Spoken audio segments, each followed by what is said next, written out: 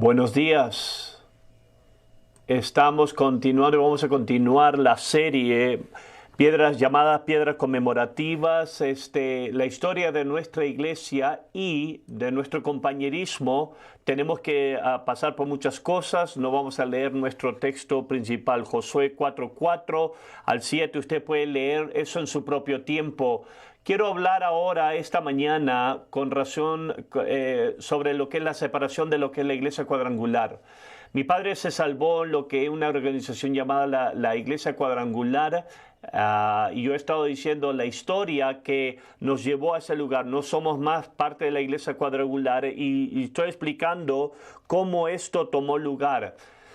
A través de los años hemos tenido rebeldes que se han ido del compañerismo y han dicho las líneas que le encanta decir: oh, ustedes se rebelaron de la iglesia cuadrangular, como si hay una equivalencia moral. Nosotros hemos salido, hemos plantado miles de iglesias, mucha gente se ha salvado, alcanzando a naciones. Ellos se van, paran de evangelizar, de plantar iglesias, como si eso es lo mismo. Pero vamos a hablar lo que es la separación de la iglesia cuadrangular. Mi papá estaba, creo que la última vez que vimos, llegamos al año 1983. Mi papá se preocupó más una y una vez más con razón de la relación con la iglesia cuadrangular, la visión que le había dado Dios a él, evangelismo, discipulado y plantar iglesias y el evangelismo mundial, y se hizo muy claro, evidente, que no íbamos a poder coexistir. Mi padre no quería, pero mi papá no quería pelear, no quería tratar de hacer lo que era hacer una campaña en contra de ellos, causar problemas. Entonces la estrategia de mi papá era que él oró. Tengo aquí una foto de lo que es, van a ponerlo aquí, esto es de la Biblia de mi papá, que dice: porque no saldréis apresurados ni iréis huyendo, porque Jehová irá delante de vosotros y vuestra retaguardia será el Dios de Israel. Y tú puedes ver ahí, esto fue en 1982, el 30 de enero, lo que Dios le habló a él.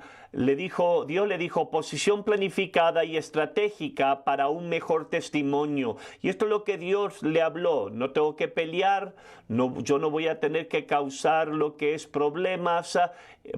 Lo que va a hacer es que Dios va a hacer esto para lo que es el mejor, de lo mejor de su voluntad. Entonces tienes que entender algo, y yo he estado repetidamente explicando la diferencia en una denominación y un compañerismo. Una denominación es control centralizado, un compañerismo no lo es. Eso no es lo que es. Una de las cosas que tienes que entender es que una denominación, su manera de practicar las cosas y sus creencias necesariamente no están cementadas.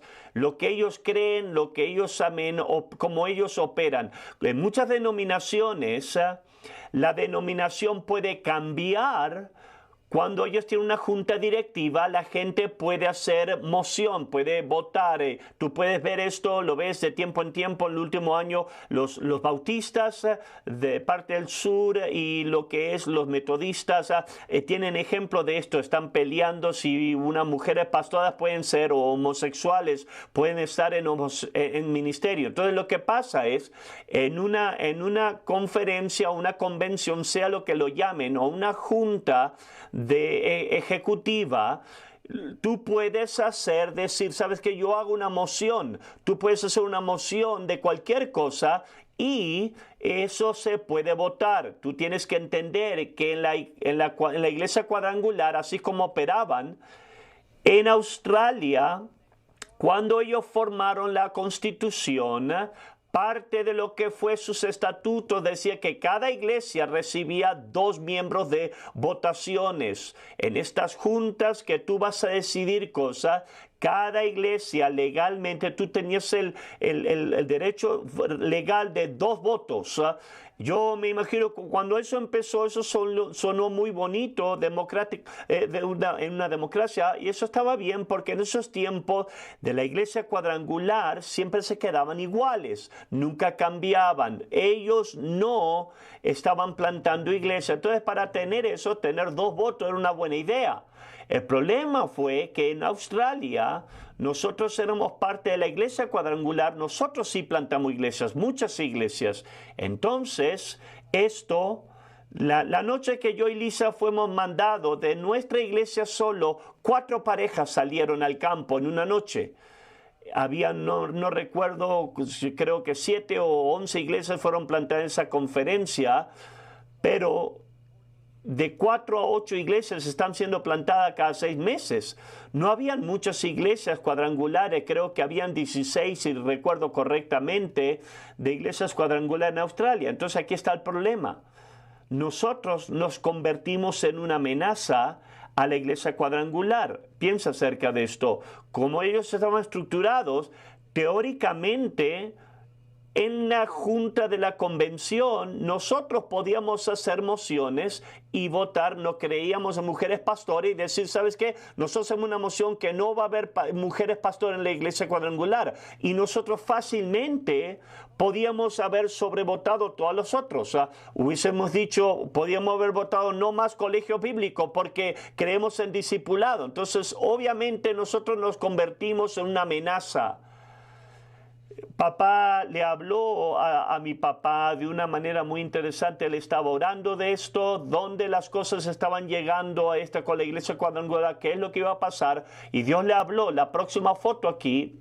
En esto, Faraón, dice, se levantó en la noche y todos sus siervos y los egipcios, y hubo un gran clamor en Egipto, donde no había casa donde no hubiera muerto. Versículo 31, hizo llamar a Moisés y le dijo, salid en medio de mi pueblo, vosotros y los hijos de Israel, e id servir a Jehová. Aquí en 1983, en agosto 30, Dios le dijo, en 30 días esto va a tomar lugar.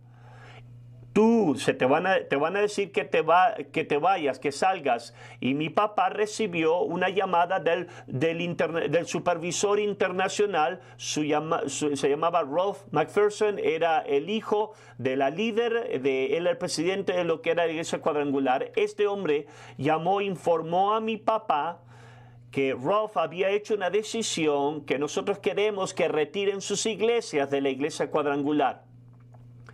Sáquenla toda de la iglesia cuadrangular. Ninguno de nosotros éramos dueños de propiedad en Australia en ese momento, fue fácil hacerlo. Entonces salimos de la iglesia, formamos la iglesia de la Casa del Alfarero en Australia.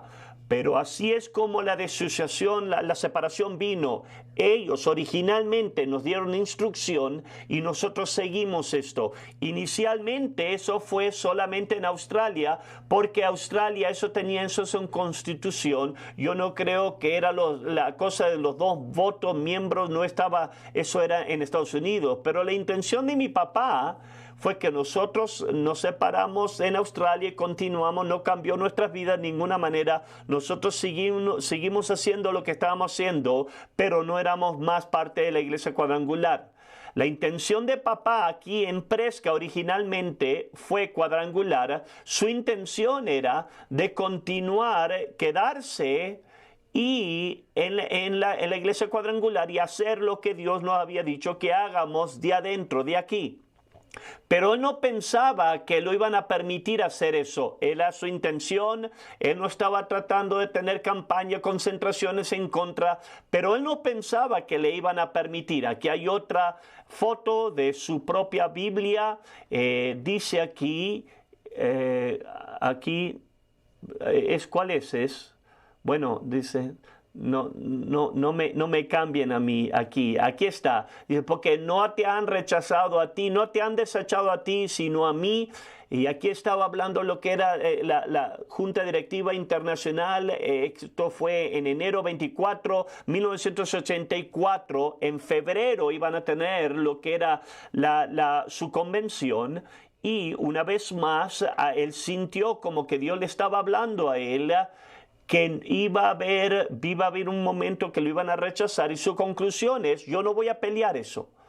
Yo no voy a tratar de pelear eso, no voy a tratar de causar problemas. La próxima foto aquí, ahora tú puedes ver, dice, déjalo que haga, versículo 26, no me complazo en ti. aquí estoy, que haga de mí lo que bien le parezca. Y en el internacional conflicto, papá dijo, en el conflicto internacional cedo mi causa a Dios.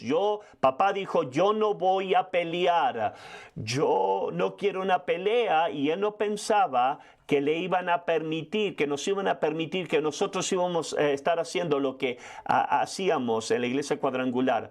La iglesia cuadrangular hacía una convención en diferentes lugares. Yo les dije que un día lo hicieron en Prescott. En 1984 hicieron su convención en Glorieta, Nuevo México. Hay un centro de convenciones ahí entre Albuquerque y Las Vegas, creo. Y ellos tuvieron una junta ahí del Consejo Ejecutivo antes de la convención, y ahí iban a hablar de los asuntos y los negocios. Y esto era el tiempo donde tú te permitían hacer moción de tus requisitos, lo que tú quieres, y cada miembro que votaba, él podía hacer una moción. Entonces la persona que estaba ahí dirigiendo, el presidente, dice, ¿hay algún asunto de discutir, alguna moción que hacer? El primer hombre se puso de pie y dijo, yo hago una moción para que echemos al compañerismo de Arizona fuera de la iglesia cuadrangular. Ese fue el primero. Y durante 2 horas y media, tienes que imaginarte esto, aquí están los pastores, las esposas, mi mamá estuvo ahí. Pienso que en lo personal que eso fue triste, pero durante las 2 horas y media, persona tras persona se puso de pie, atacó a papá de lo que estábamos haciendo y todas las cosas que ellos sentían que estaban mal. Mi papá no peleó. Mi papá, él sintió que esto venía de Dios, que él no estaba tratando de pelear en contra gente. Por 2 horas y media lo dejaron sin resolver. Nunca lo resolvieron en ese momento. Quiero que hicieron un movimiento político y dijeron, vamos a formar un comité, vamos a mirar eso. Eso es una manera como en política, como hacen sin tratar las cosas. Y papá salió de ese lugar, y esto es conocido a través de los pastores de ese tiempo, es que papá salió de ese lugar. No habían celulares en ese lugar. Él fue a un teléfono público y llamó a Harold Warner. Le dijo, Harold, esto no va a funcionar, no nos van a dejar trabajar desde adentro. Es claro que va a tener que haber una separación. Entonces papá no quería pelear con ellos. Entonces la siguiente semana papá llamó a la junta del cuadrangular y dijo, ¿qué es lo que tenemos que hacer para que nos liberen sin pelear? No queremos tener una campaña, no queremos pelear. ¿Qué es lo que tenemos que hacer si no quieren que estemos en la iglesia cuadrangular? ¿Qué es lo que tenemos que hacer? Y su respuesta fue, compren los edificios. Su respuesta es, todo era propiedad. La cuestión era de propiedad. Tú tienes que entender cómo la iglesia cuadrangular operaba aquí. Si una iglesia local, una congregación local, usted recaudaba dinero para comprar el edificio, para comprar tierra, en la iglesia cuadrangular, la iglesia local, nunca ellos eran dueños del título. Ellos, la organización internacional, ellos tenían los títulos, y la razón por eso era para lo que era, hay siempre razones por esa clase de regla. Lo que había pasado era que habían tenido hombres que se habían levantado, deshonestos, que les habían robado, que no iban a ser más parte de la iglesia cuadrangular, y robaron propiedades. Eso era su manera de razonar del por qué ellos tenían el título en forma en la sede central. Y ellos lo que dijeron, esto es lo que es. Acuérdate, teníamos un edificio en lo que es la calle Lincoln. Cuando vinimos tenía 65, 70, sentaba 70 personas más o menos. La iglesia Amén. También tenía la propiedad de lo que era para edificar la iglesia de la calle Ruth. Y lo que ellos dijeron, aunque nosotros le recaudamos el dinero para hacer el edificio en la calle Ruth, ahora ellos dijeron tienen que comprar el dinero, tienen que comprar el edificio de nosotros. En 1984, en julio, anunciamos que nos íbamos a separar de la iglesia cuadrangular y el precio que teníamos que pagar era... en una ofrenda se levantó. En esa conferencia nosotros pagamos $500,000 para la iglesia cuadrangular, técnicamente por un edificio que nosotros ya habíamos pagado. En la iglesia de Tucson, Tucson era la otra iglesia que tenía un edificio de la iglesia cuadrangular, que eran dueños de la propiedad, y el precio de Harold Warner para que lo dejen ir, la iglesia Tucson, Harold Warner me dijo, su precio fue $25,000, y Harold, él está en una silla de ruedas, y me dieron el descuento de un lisiado. O sea que eso probablemente se vio un poquito mejor. Entonces la gente hoy en día nos dice, oh, no puedes creer que tuvimos que pagar. Yo estoy bien con eso. Yo entiendo eso. El razonamiento era prevenir lo que era pastores deshonestos que roben. Pero así fue lo que hicimos. Desde ese momento en adelante, nuestras iglesias, todas las iglesias del compañerismo, que en ese tiempo más o menos habían 265 iglesias, todas nos retiramos de la iglesia cuadrangular a través del mundo. Y habían iglesias que estaban en edificios cuadrangulares. En ese caso, simplemente lo desocuparon, le regresaron los edificios a la iglesia cuadrangular y fueron a rentar, a alquilar otros edificios, compraron otros edificios. Desde 1984, en julio, todas las iglesias del mundo, todas las iglesias que se llamaban iglesia cuadrangular, cambiamos al nombre.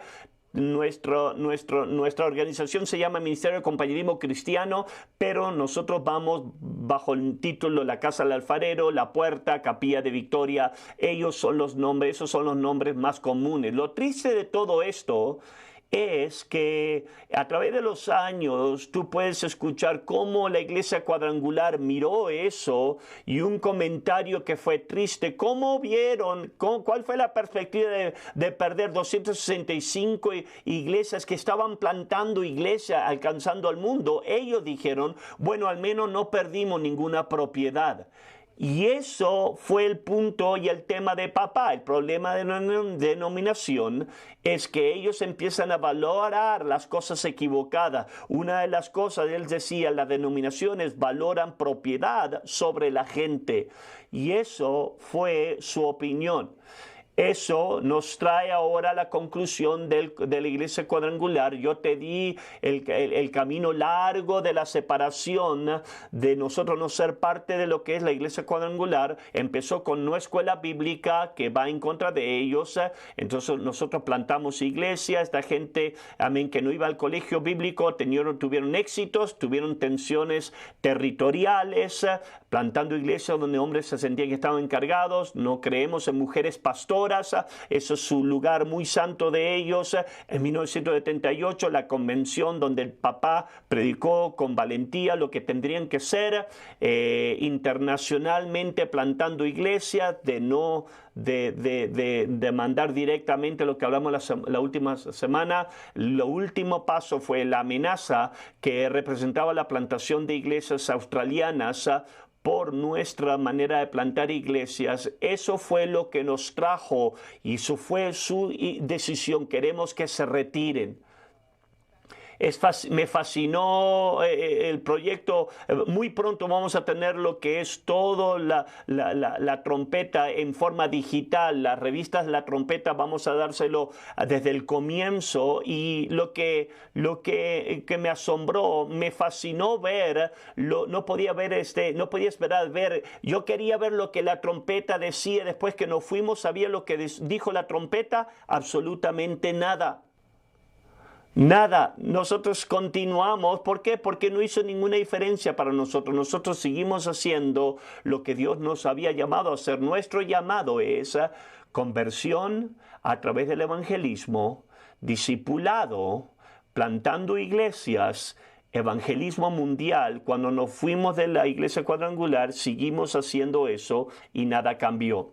Hablemos de una segunda cosa en nuestra historia y es el regreso de mi papá a Australia. Yo te expliqué que cuando papá fue a Australia, su corazón, él quería quedarse ahí para siempre. Un hombre que no iba a hacer lo correcto, quería cambiar la iglesia de Presca y el compañerismo. Papá se vio forzado a regresar para tomar la iglesia de Presca, pero papá tuvo un amor sobrenatural por Australia y lo que él deseaba era, él quería que agarre su potencial completo. Cuando él salió de Australia, él dejó un hombre encargado y el hombre que dejó, él estaba luchando en diferentes áreas y la preocupación de papá era que él se sentía como que la potencial de Australia estaba siendo privada por ese hombre, lo que ese hombre estaba haciendo. Entonces papá estaba tratando de arreglar las cosas en Presca para que él pueda regresar a Australia. Número de cosas, yo te digo esto de personal experiencia, yo estaba ahí. Y en la iglesia, el pastor que él dejó, el pastor Perth, fue carnal, dejó pecado, inmoralidad, fornicación, gente durmiendo que no estaban casados, estaba suelta en la iglesia. Tuvimos 2 homosexuales involucrados en lo que era en la plataforma cantando y eso se le permitió y nada se hizo con respecto a esto. El pastor mismo, lo que él amaba, lo que él hablaba era películas y televisión y así pasaba gran parte de su tiempo mirando películas y mirando televisión. Empezó a cambiar a la iglesia y la apartó de lo que era de evangelismo y discipulado. Entonces, en esto hubo una dimensión personal. Lisa y yo estábamos en la iglesia. Yo era un discípulo, yo había sido llamado para predicar el evangelio. Entonces, esto era la atmósfera y cómo nos afectó a nosotros personalmente. Muchos años de mi discipulado ahí, involucraba mucho ver muchas películas y televisión con mi pastor, y que es muy raro, ¿verdad? Es un raro sentir. Mi papá un día regresó para una conferencia, no recuerdo si era para predicar, y el pastor de ese momento en el hotel tuvo la gran idea de poner una película. Y para mostrársela a mi papá, todos íbamos a ver una película juntos. Tienes que entender, yo soy joven, esto es lo que normalmente hacíamos con el pastor. Esto no era asombroso para mí, pero imagínate, para mi papá, este hombre pone una película, estaba lleno de palabras feas y insinuaciones sexuales. Mi papá dijo, apaguen eso. Estaba molesto, estaba enojado de esto y en lo que fue en los años más adelante, papá podía ver en lo que estaba tomando lugar en la iglesia. Estaba mirando que este hombre no estaba entendiendo las cosas. En los años más adelante le decía a la gente, papá dijo, yo tuve que regresar a Australia partemente para rescatar a Greg y Lisa, y que yo estoy muy agradecido que hizo esa decisión. Un paso aparte aquí, voy a tomar esto en pasar, voy a tocar esto, es aquí, de aquí surgieron las normas del ministerio, en parte, las normas del ministerio. A través de los años tuvimos pastores que habían caído en inmoralidad, habían cometido adulterio, y cuando pasaba eso, mi papá les preguntaba, ¿cómo llegaste a este lugar? Y el común denominador era películas y mirando la televisión, cómo abría la puerta a la inmundicia, ¿verdad? Y ahora la iglesia de Perth fue un caso realmente de lo que suelta en una congregación carnalidad, inmoralidad, y lo que lastima es dominio y discipulado. Vamos a ver 2 escrituras. Génesis 38:18. ¿Qué prenda te daré?, preguntó Judá. Ella respondió, tu sello, tu cordón y el bastón que tienes en tu mano. Judá se las dio, se llegó a ella y ella concibió de él. Aquí está, tu sello. Cuando hay inmundicia moral, el sello era el sello, la autoridad. Así como hacías negocio, estamos hablando de negocios del reino, tú pierdes algo. Y esto es algo, no es compatible, según Timoteo 2:21, así que si alguno se limpia de estas cosas, será instrumento para honra, santificado, útil al Señor y dispuesto para toda buena obra. Entonces aquí está, es limpiándonos y pureza que prepara la buena obra. Y te estoy dando esta información en pasando aquí. De aquí salió la idea de lo que suelta lo que es una congregación. En 1985, mis padres hicieron y arreglaron para lo que es regresar a Australia. Aquí tenemos unas fotos. Y aquí... Eso se ve fuera de orden aquí, esa foto. Creo que saltamos una. ¿No? Creo que saltaste una. Bueno, de otra manera. Él estaba aquí, iba a regresar.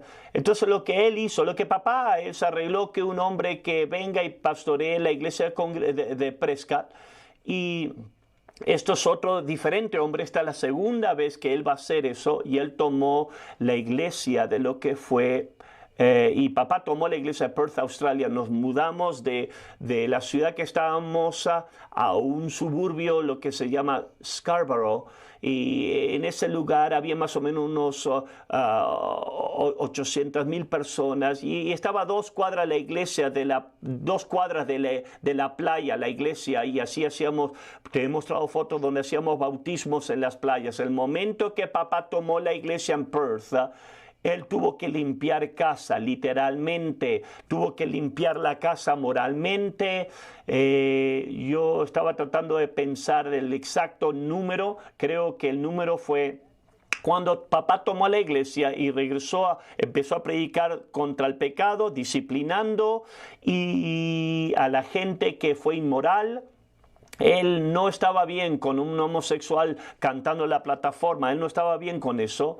Y él empezó a predicar de eso. Creo que el número de gente que nosotros terminamos perdiendo de la iglesia pudo ser más o menos casi 170 personas, porque te digo, se había soltado en la iglesia.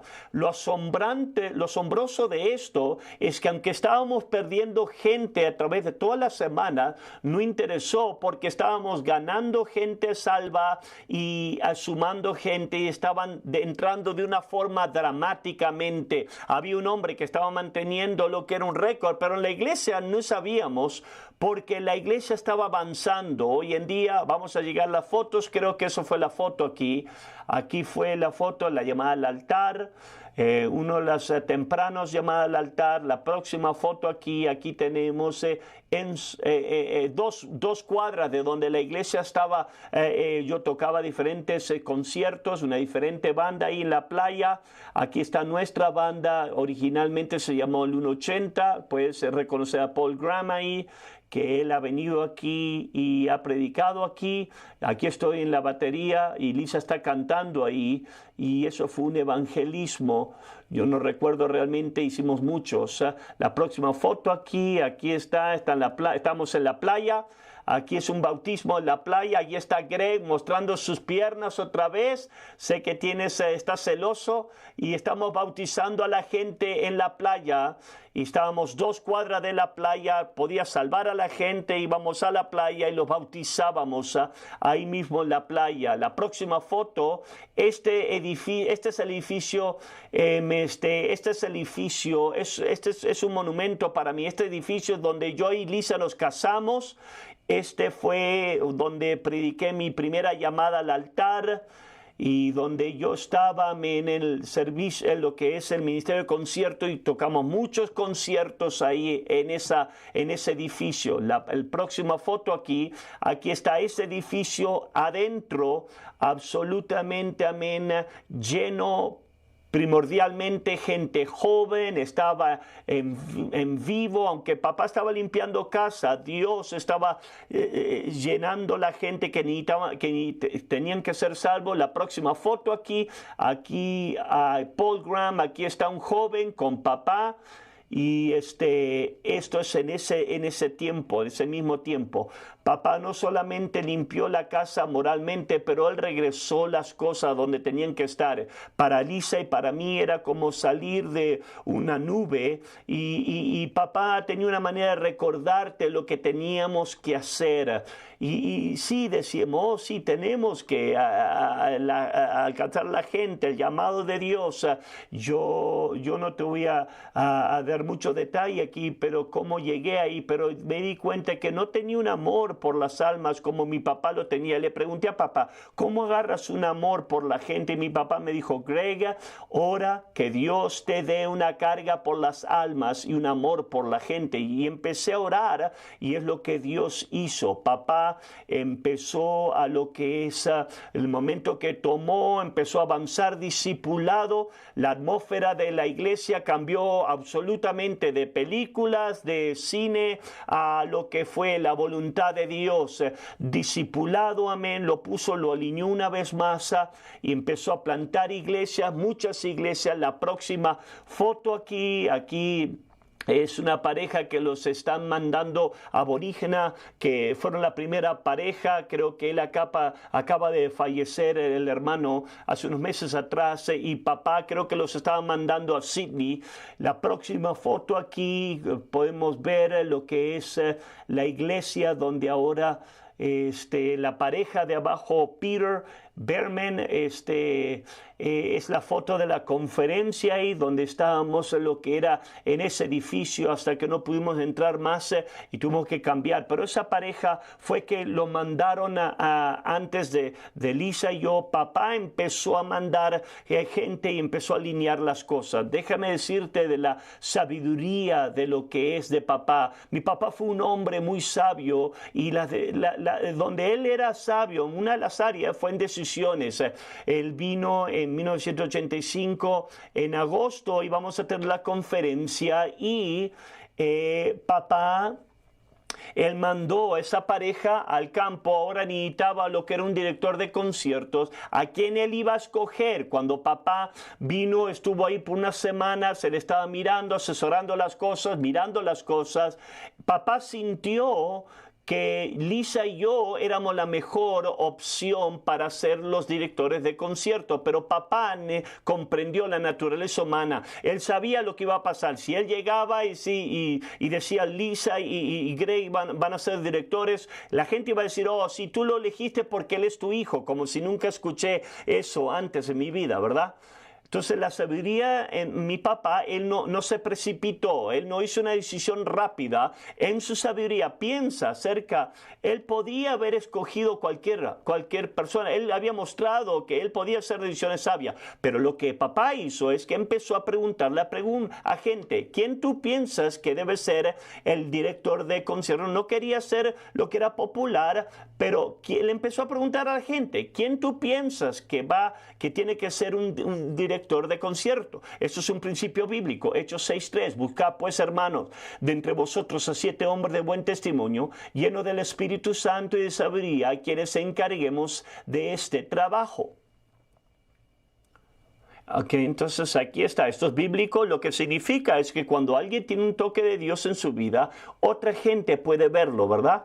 Ahora hay veces que sí somos sorprendidos, pero es muy raro que nosotros plantamos a alguien y la gente dice, bueno, wow, ¿qué pasó? ¿Qué pasó?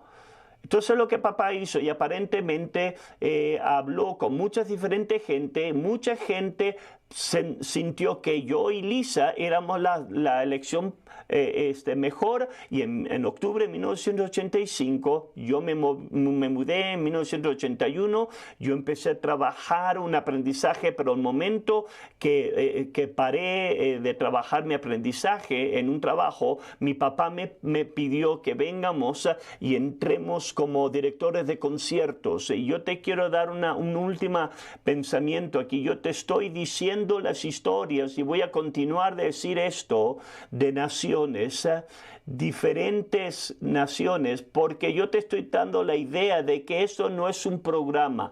es que Dios está involucrado en esto. Mi papá siempre decía, esto es una obra de Dios y no de hombre.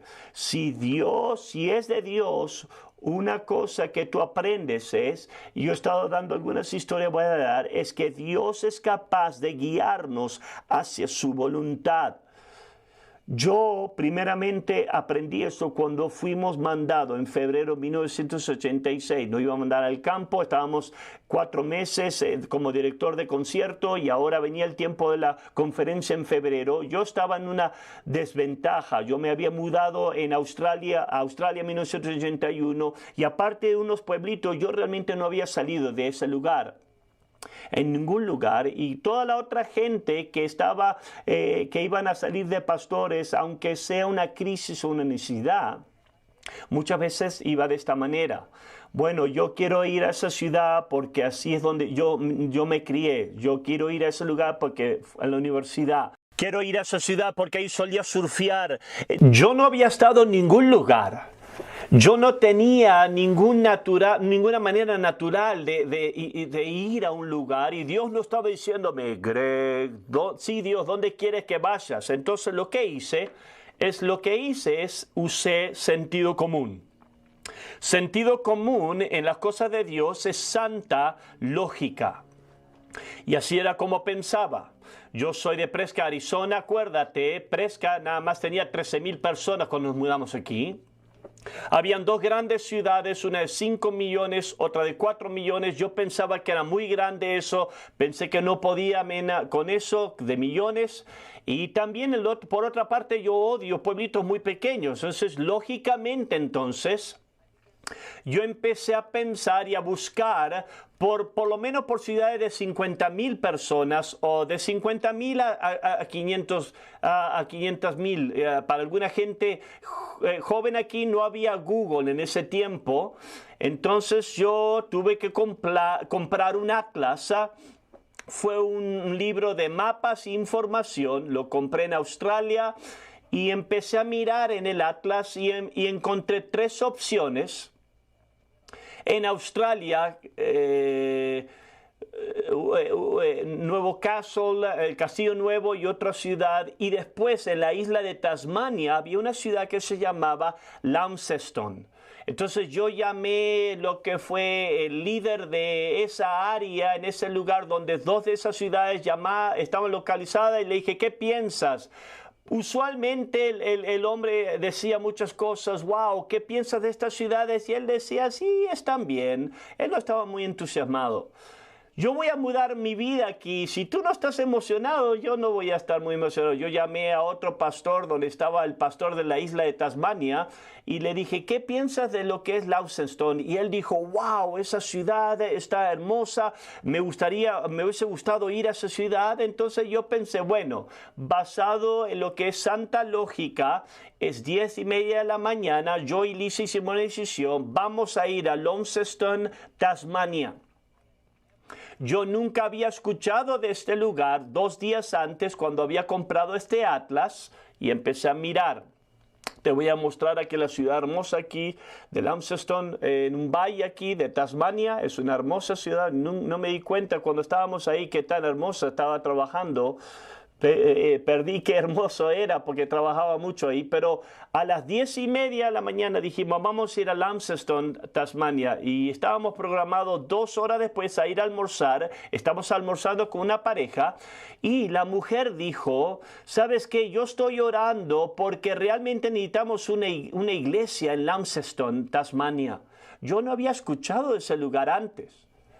La próxima noche fuimos a un compañerismo, yo y Lisa, había mucha gente ahí. Estoy hablando con un hombre y el hombre me dice, estoy orando por una iglesia, necesitamos una iglesia en Launceston, Tasmania.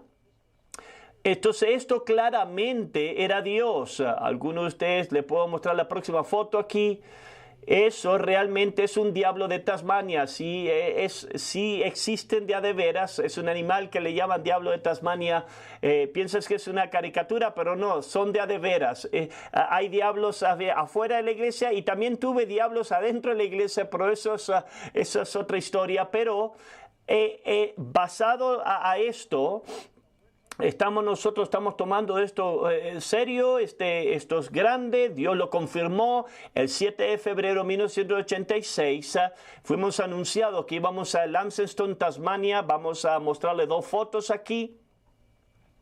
Esto fue la conferencia que nos tuvimos que mudar a un nuevo edificio porque ahí donde estábamos teniendo las conferencias, y aquí está la foto en la trompeta del joven Greg y Lisa que estaban siendo mandados a Launceston, Tasmania. Eso es el viernes en la noche en la conferencia.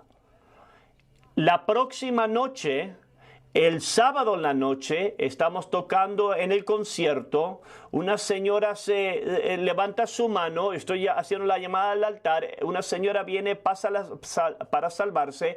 Lisa ora con ella la oración del pecado. Le pregunta, ¿de dónde tú eres? Y ella dijo, yo soy de Launceston, Tasmania. ¡Wow! ¿Por qué estás aquí?, le preguntó, y aquí está la historia. Ella y su esposo fumaban mucha marihuana, y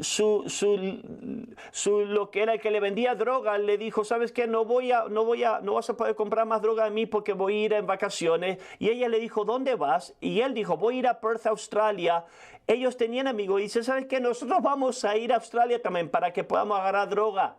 Cuando estaban ahí, su amiga se había salvado y la invitó a ella al concierto. La noche después que fuimos anunciados a ir ahí, Cristina, le llamamos Gris, ella se salvó, fue a su casa y ella empezó a testificarle a todos sus amigos. Gris todavía está en la iglesia, interesante mujer. Ella tenía amigos, fue como el puente de 2 completos diferentes mundos.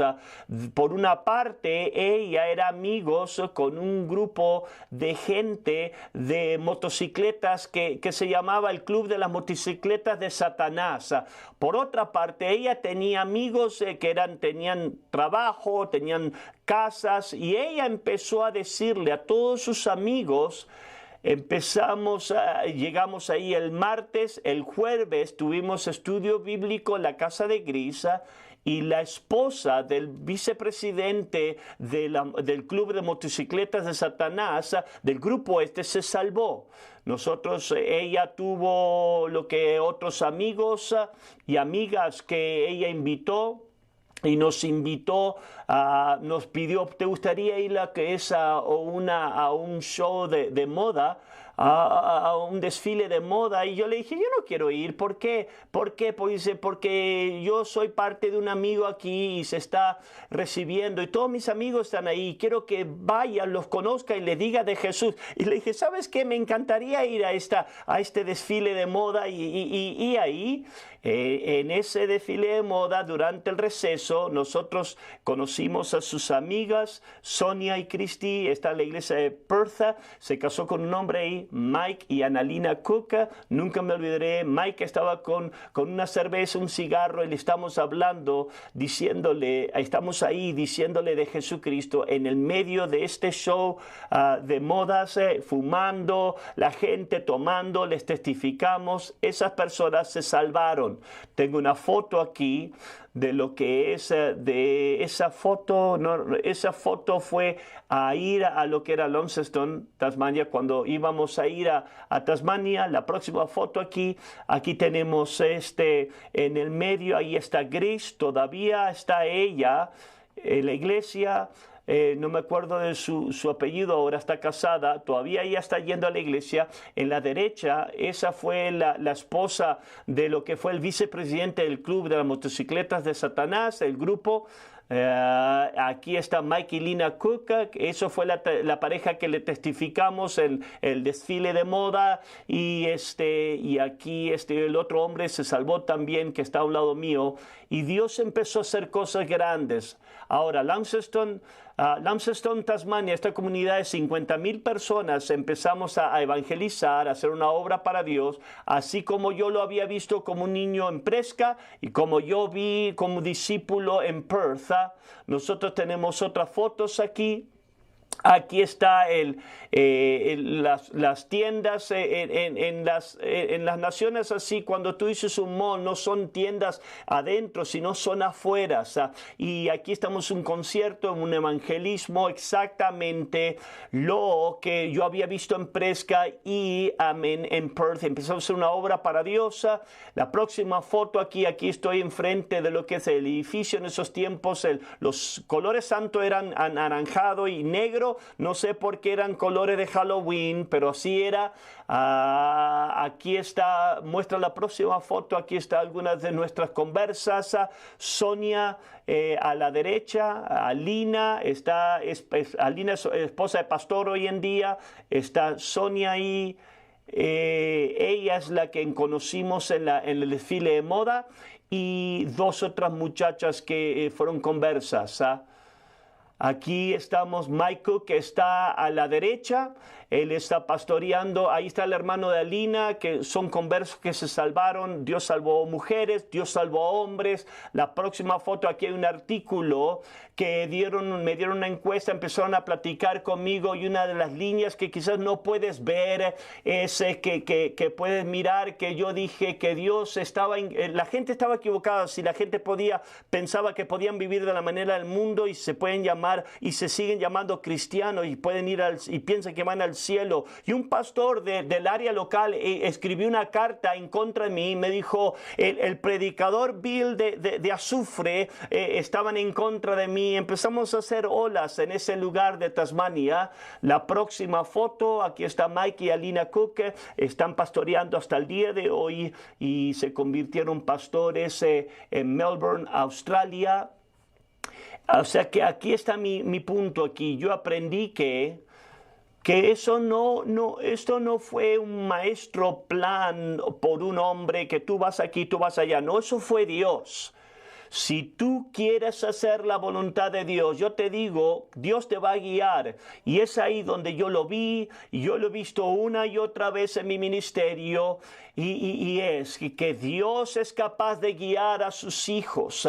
Si eso es verdad, contigo también, si tú mantienes tu corazón correcto, Dios conoce todo, lo sabe todo. Y si tú confías en Dios, Él va a poder guiar a sus hijos. Eso es una dimensión milagrosa. Isaías 48:17, así que ha dicho Jehová, Redentor tuyo, el Santo de Israel, yo soy Jehová, Dios tuyo, que te enseña para tu provecho, que te encamina por el camino que debes de seguir. Yo te enseño cómo las cosas van a ir y te voy a guiar, Dios dice. Cada creyente aquí, tú puedes, clamar y hacer eso parte de ti, esa promesa. Yo te voy a dar historia, más historia de pastores, misioneros, obreros, naciones, iglesia, que una y otra vez, que cuando yo escucho las increíbles historias de cómo esta iglesia surgió, cómo Dios te ayudó, se me recuerda que yo siempre digo lo que mi papá decía: esto es una obra de Dios y no de hombre. Y esta es la historia de nuestro compañerismo, y esto nos lleva hasta 1986. Es todo lo que tenemos tiempo. Dios lo bendiga. Vamos a empezar el servicio a las 10:30.